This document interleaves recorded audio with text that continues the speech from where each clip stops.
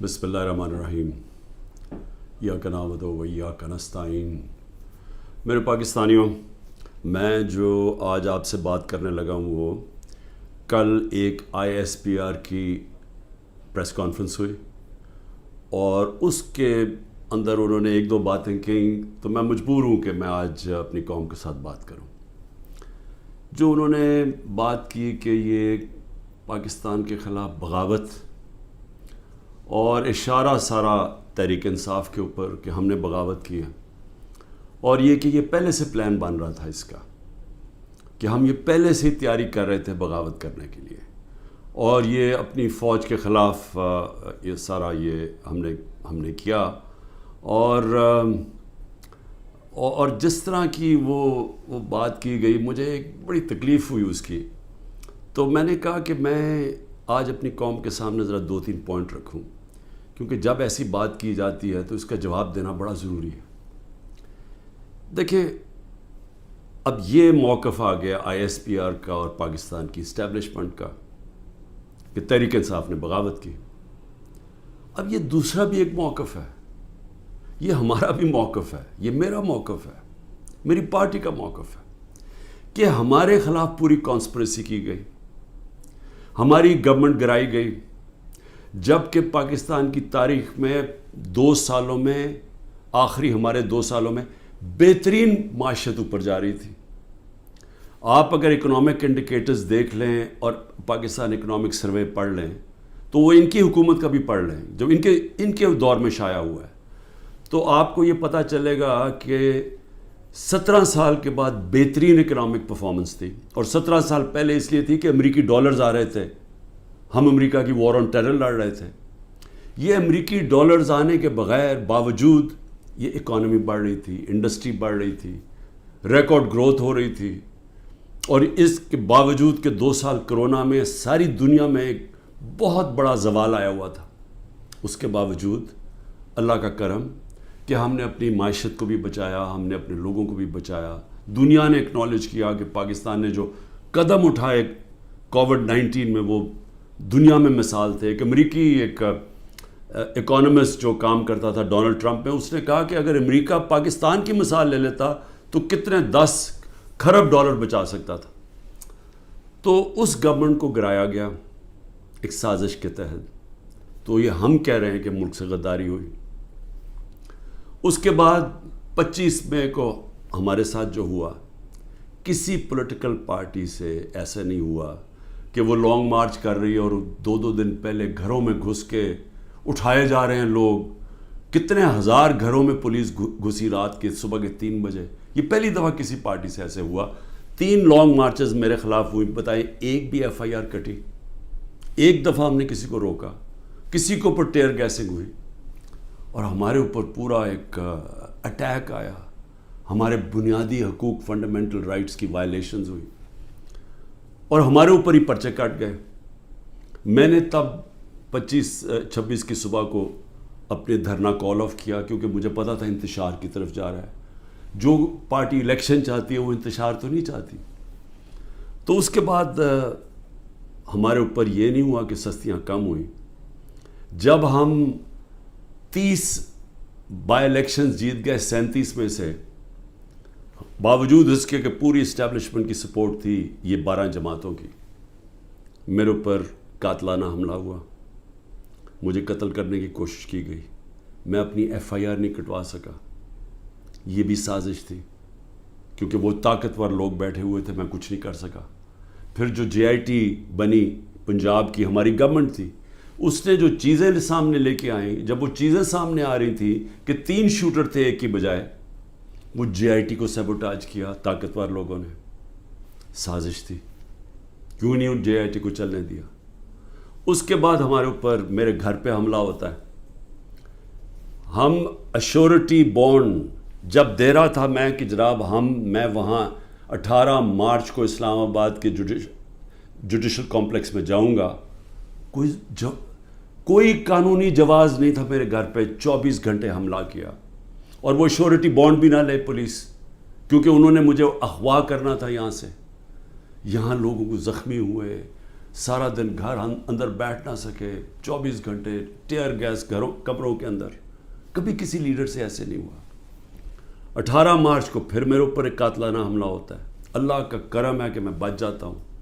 سارا وہاں اوپر ISI نے اس کو ٹیک اوور کیا ہوا تھا، جو جوڈیشل کمپلیکس ہے. CCTV کیمرہ انہوں نے بند کر دیے. پوری تیاری تھی کہ عمران خان کو قتل کرنا تھا وہاں. وہ اللہ نے ایسا کرم کیا کہ وقت میں ہم باہر نکلے، اگر اندر چلے جاتے تو دروازہ بند ہو جاتا تو ختم تھا. وہاں بچا میں. اس کے بعد اگلے دن یہاں 2 دن کے بعد 3 دن کے بعد ادھر ایک اور مرتضیٰ بھٹو ٹائپ قتل کرنا تھا. وہ مجھے پہلے پتہ چل گیا، میں نے ٹی وی پہ چلا گیا، وہ رک گئی بات.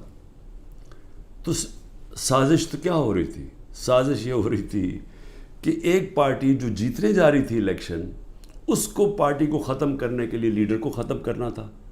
اور پلان تب سے ہی بنا ہوا تھا. کیسز شروع ہو گئے تھے مہینوں کے اندر. جیسے 70 سال میں ایک آدمی کے اوپر ایک کرمنل کیس نہیں ہوتا، چند مہینے میں آج 170 سے زیادہ کیس ہو چکے ہیں. یہ یعنی کون سا انصاف کا تقاضا ہے کہ ہر قسم کا جو ہر دوسرے دن کوئی نیا کیس ہو جاتا ہے. سارا میرا وقت ایک عدالت سے دوسری عدالت میں لگتا ہے. تو یہ کون سا، یہ ملک کی بہتری کے لیے ہو رہا ہے کہ ایک پارٹی، سب سے بڑی پارٹی کو باہر رکھنا؟ اس سے بڑی سازش کیا ہے؟ جمہوریت، سب سے بڑی پارٹی کو ختم کرنے کا مطلب جمہوریت ختم کرنا، اور جمہوریت ختم کرنے کا مطلب آزادی ختم کرنا ہے. تو یہ کیا ملک کے خلاف سازش نہیں ہے؟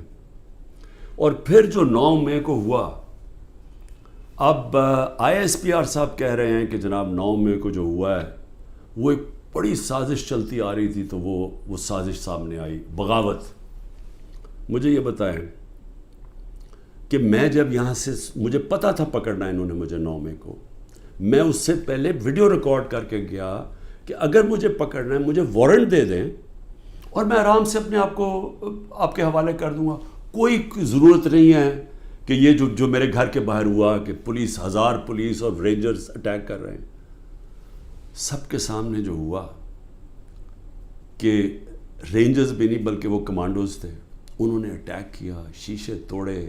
عملہ جو بیٹھا ہوا تھا رجسٹری آفس کا اسلام آباد ہائی کورٹ، اس کو مارا، وکیلوں کو مارا. مجھے لگا ڈنڈا، مجھے اس طرح لے کے گئے جس طرح کوئی دہشت گرد ہے. غیر قانونی طور پہ مجھے پکڑا. کیا یہ بھی سازش کا حصہ تھا؟ کیونکہ اس کی وجہ سے اشتعال آنا تھا لوگوں کو. اور ہمارا موقف یہ ہے کہ اس کو استعمال کر کے ایک پورا کریک ڈاؤن کیا گیا جو پہلے سے پلان تھا. ہو ہی نہیں سکتا کہ 2 دنوں کے اندر آپ 10,000 لوگوں کو جیلوں میں ڈال دیں پکڑ کے، جب سے پہلے سے پلان نہیں بنا ہوا تھا. اور اس کے بعد جو بھی چیزیں ہو رہی ہیں کہ جو PTI کا ہے اس کو پکڑ لیتے ہیں، جیلوں میں ڈال دیتے ہیں، بری طرح رکھا جا رہا ہے، تشدد کیا جا رہا ہے، کسٹوڈیل ٹارچر کی جا رہی ہے. اور جو ہاتھ کھڑا کر کے کہتا ہے جی میں تحریک انصاف چھوڑ رہا ہوں، سب کچھ معاف. تو میرا اب سوال یہ ہے کہ ISPR کا یہ موقف ہے کہ فوج کے خلاف بغاوت ہے.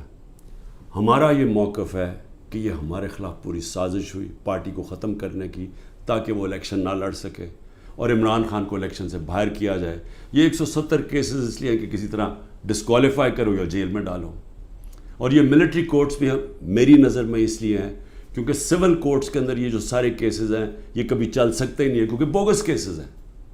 تو اس لیے ملٹری کورٹس بنائے جا رہے ہیں تاکہ اس میں عمران خان کو سزا دی جائے تاکہ وہ الیکشن سے باہر ہو جائے.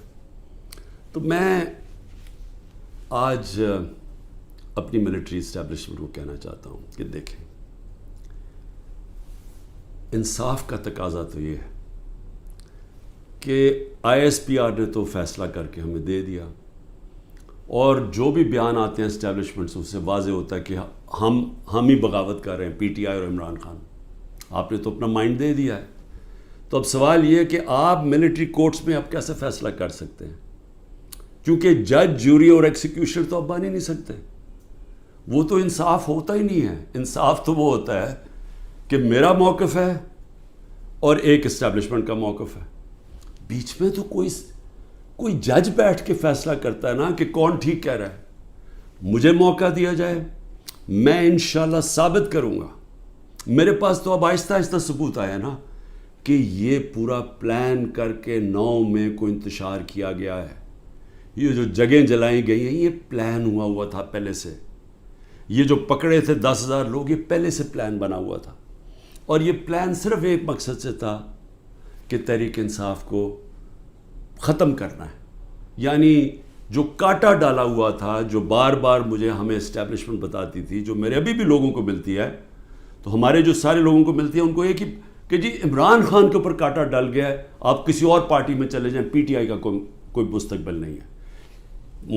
پہلے تو ان کی بزنسز بھی بند کرتے ہیں، گھر بھی توڑتے ہیں، سب کچھ، لیکن ساتھ پھر یہ مایوس بھی کر دیتے کہ جی عمران خان کا تو کوئی چانس ہی نہیں ہے. تو بڑے رسپیکٹفلی میں کہنا چاہتا ہوں کہ ایک یہ عدالت میں کیس چلنا چاہیے اور اوپن ٹرائل ہونی چاہیے. میری ایک اور ریکویسٹ ہے، یہ ٹیلی وائز ہونی چاہیے ٹرائل، کیونکہ یہ ایک ملک کے خلاف اگر بغاوت ہے تو یہ کوئی چھوٹی چیز نہیں ہے. تو یہ چھپا کے نہیں ہونی چاہیے، پبلک میں ہونی چاہیے. سارے جو آپ کہتے ہیں کہ آپ کے پاس ثبوت ہیں آپ لے کے آئیں، جو میرے پاس ثبوت ہے وہ ہم لے کے آتے ہیں، قوم کے سامنے رکھیں. کیونکہ اگر اپنی فوج کے خلاف کوئی بغاوت کرتا ہے اس کو سزا ملنی چاہیے. میری طرح کا آدمی جو فیصلہ ساری باہر 20 سال باہر کمائی کی، سب کچھ بیچ کے آج میرا پاکستان میں، میرا ایک پیسہ پاکستان سے باہر نہیں ہے. تو مجھے اگر غدار کہا جا رہا ہے تو مجھے موقع ملنا چاہیے اپنے آپ کو بے قصور ثابت کرنے کا پبلکلی.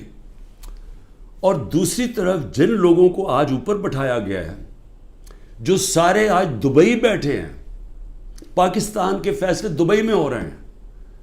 مجھے یہ آج بتا دیں کہ کبھی سنا ہے نریندر مودی جا کے کسی اور ملک کے اندر اپنے وزیروں کو بٹھا کے فیصلے کر رہا ہے؟ کبھی سنا ہے کہ برطانیہ کا پرائم منسٹر جا کے یورپ میں بیٹھا ہوا، یا یورپین پرائم منسٹرز کہیں اور جا کے کر رہے ہیں؟ کبھی دنیا میں سنا ہی ہے؟ یہ ملک سے مذاق کیا ہو رہا ہے کہ جن لوگوں کا اسٹیک ہی پاکستان میں نہیں ہے، ان کی دبئی میں بڑی بڑی پراپرٹیز ہیں، لنڈن میں بڑی پراپرٹیز ہیں. اور یہ مجھے کس نے بتایا ہے؟ یہ ہماری ISI نے ہمیں بتایا ہے.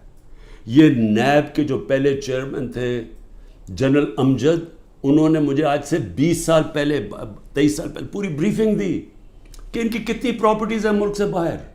یہ سارا وقت ہمیں کدھر سے انفارمیشن آتی تھی؟ کیونکہ ISI کے پاس انفارمیشن ہوتی تھی، ادھر سے ہمیں انفارمیشن ملتی تھی کہ ان کی کتنی پراپرٹیز باہر ہیں، انہوں نے کتنا پیسہ کیا، فلانی ڈیل سے کتنا پیسہ کمایا. وہ لوگ جو آج اربوں ڈالر کی باہر پراپرٹیز لے کے بیٹھے ہیں، جن لوگوں میں ایک کہتا ہے کہ نواز شریف کہتا ہے کہ ہندوستان کو کہ جی یہ پاکستانی فوج دہشت گردی کر رہی ہے ڈان لیکس میں، دوسری طرف واسع زرداری جا کے کہتا ہے امریکنوں کو کہ جی ایڈمرل منل کو، وہ حسین اکانی اس کا ایمبیسڈر کہتا ہے کہ ہمیں بچا لو پاکستانی فوج سے، امریکنوں کو کہتا ہے. وہ ٹھیک ہیں جن کے اربوں ڈالر باہر پڑے ہیں اور جو آج سارے مل کے، یعنی پاکستان میں انہیں کوئی جگہ نہیں ملی میٹنگ کے لیے، وہ باہر بیٹھے ہوئے سارے. اور عمران خان جو سب کچھ اپنا چھوڑ کے بیچ کے آج پاکستان ہے، وہ غدار بن گئے. مجھے یہ بتائیں، میں پرائم منسٹر 3.5 سال تھا، مجھے ایک بتائیں میں نے نجی دورہ کیا ہو، پرائیویٹ وزٹ کی ہو. میرے بچے انگلینڈ میں تھے، 2 دفعہ مجھے برطانیہ کے پرائم منسٹر نے آفر کی کہ لنڈن آؤ. میں کیوں نہیں گیا؟ کیونکہ میں جب کوئی باہر کا دورہ کرتا تھا پہلے میں دیکھتا تھا میرے ملک کو اس کا کیا فائدہ ہے. کیونکہ جب ایک پرائم منسٹر باہر دورہ کرتا ہے، پاکستان کے ڈالر خرچ ہوتے ہیں، ہمارا پیسہ خرچ ہوتا ہے، ہمارا مقروض ملک ہے. میں تو اپنے بچے تک نہیں گیا. نواز شریف 22 دفعہ نجی دورے کیے اس نے لنڈن کے جب وہ پرائم منسٹر تھا. آصف زرداری 50 دفعہ دبئی گیا جب وہ پریزیڈنٹ تھا، اور ملکوں کے علاوہ. تو آج مجھے تکلیف یہ ہے کہ یہ جو لوگ اوپر مسلط کیے ہیں، جو دبئی بیٹھ کے پاکستان کے فیصلے کر رہے ہیں، یہ محب وطن ہیں، اور میں اور میری جماعت ان کو غدار کہا جا رہا ہے. اس لیے اس کی اوپن ٹرائل کریں. یہ بیٹھے اس کو ٹی وی کے اوپر یہ ٹرائل آئے، مجھے موقع ملے بتانے کا قوم کو کہ ہمارے سے ہوا کیا کیا ہے، میرے سے کس طرح غداری کی گئی ہے، کس طرح میرے سے جھوٹ بولے گئے ہیں، کس طرح کمر میں چاقو مارا گیا ہے، اور آج پاکستان کو گھٹنے پہ پہنچا دیا ہے. آج ہم معاشی طور پہ بھی اس جگہ پہ پہنچ گئے ہیں کہ نریندر مودی کہتا ہے کہ اس کو پاکستان کو چھوڑ دو، یہ اپنے بوجھ میں ہی کر رہا ہے.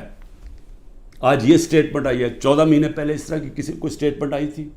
ذرا صرف دیکھ لیں کہ پاکستان کا وقار کدھر تھا اور آج کدھر ہے پاکستان.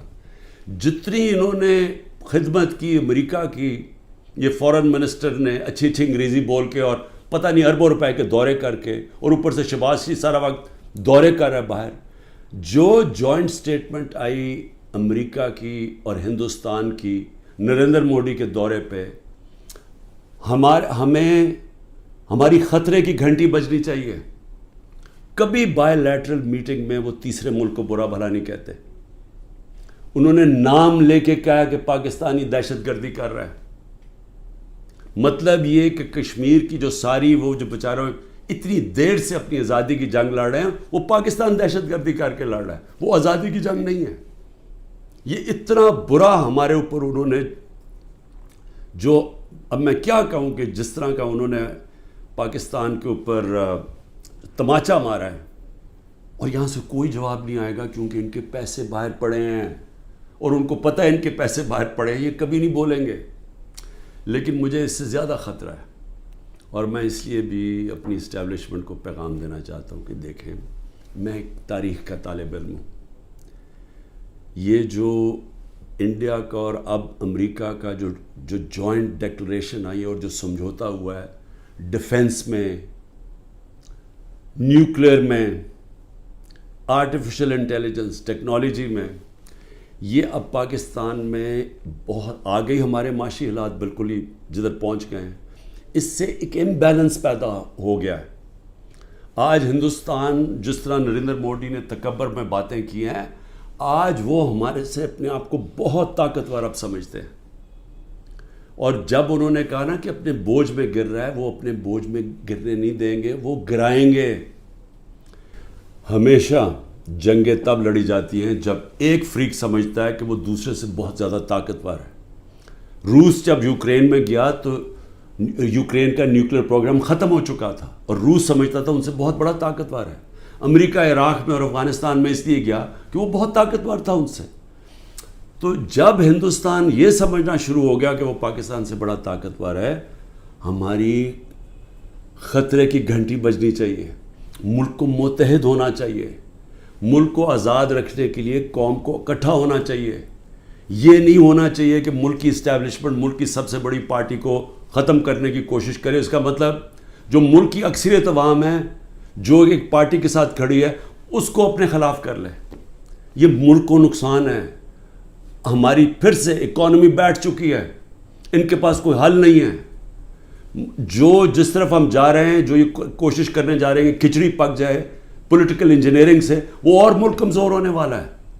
میں اس لیے پھر سے کہتا ہوں کہ آخر میں اپنے جو فیصلہ کرنے والے لوگ ہیں, جو طاقتور لوگ ہیں, اس وقت پاکستان کو ایک ہی راستہ ہے, صاف اور شفاف الیکشن.